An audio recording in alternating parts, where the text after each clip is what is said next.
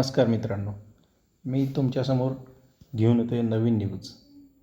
तर जे राज्यातील शाळा व्यवस्थापन संस्थाचालक आणि पालकांसाठी ही महत्त्वाची बातमी आहे. तर राज्य सरकारने शाळांच्या स्थलांतराबाबत म्हणजे शाळा एका ठिकाणाहून दुसऱ्या ठिकाणी हलवण्याच्या धोरणात ऐतिहासिक बदल केलेत आणि अतिशय कडक नियम लागू केलेत. तर हा निर्णय अचानक का घेण्यात आला, याच्यामागे RTI कायदा म्हणजे राईट टू एज्युकेशन आणि मुंबई उच्च न्यायालयाचा जे याचिका दाखल केली होती त्यांच्या जजमेंटनुसार काय घडलं त्या रिपोर्टमध्ये पाहूया आपण.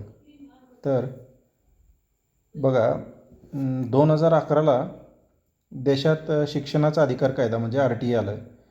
तर या कायद्याने स्पष्ट केले की प्रत्येक मुलाला प्राथमिक शिक्षणासाठी 1 ते 3 किलोमीटरच्या आतच शाळा मिळाली पाहिजे. म्हणजेच शाळा लांब पळवणे हा सरळ मुलांच्या हक्कावर गदा आणणारा प्रकार ठरला होता.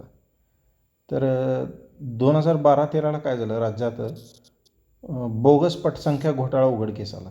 केवळ सरकारी अनुदान लाटण्यासाठी कागदावर विद्यार्थी दाखवले गेले. यामुळे सरकारने आधार लिंक करण्याची प्रक्रिया सुरू केली आणि 21 आणि 20 या दरम्यान काय झालं, अनेक संस्था चालकांनी ग्रामीण भागातील शाळा बंद करून त्या व्यावसायिक फायद्यासाठी शहरात नेण्याचा सपाटा लावला.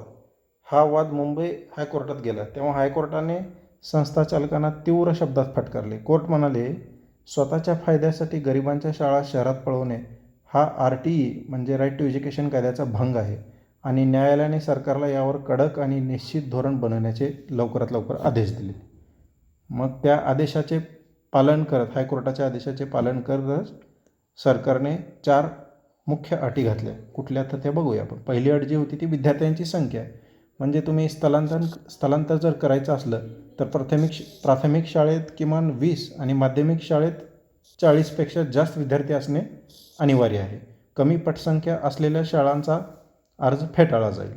दुसरी काय अट आहे, 100% आधारसक्ती केली. म्हणजे केवळ कागदावर विद्यार्थी दाखवून शाळा पळवता येऊ नये यासाठी शाळेतील 100% विद्यार्थ्यांचे आधार कार्ड व्हेरिफिकेशन असायलाच हवे. आणि तिसरी अट काय टाकली, अंतर जे आहे त्याचं कडक बंधन टाळलं. म्हणजे शाळा आपल्या सोयीनुसार खूप लांब नेता येणार नाही. प्राथमिक शाळा मूळ जागेपासून 5 किलोमीटर, माध्यमिक शाळा 10 किलोमीटर आणि उच्च माध्यमिक शाळा 20 किलोमीटरच्या आतच हलवावी लागेल.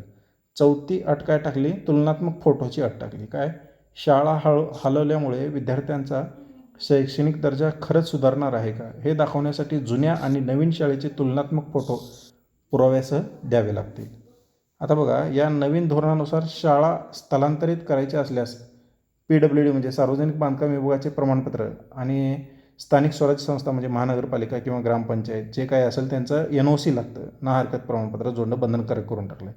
तसेच जर शाळेच्या इमारतीचे मोठे काम किंवा दुरुस्ती असेल तर केवळ 2 वर्षासाठी तात्पुरते स्थलांतर करता येईल, पण ती जागा मूळ शाळेपासून 3 किलोमीटरच्या आतच असायला हवी.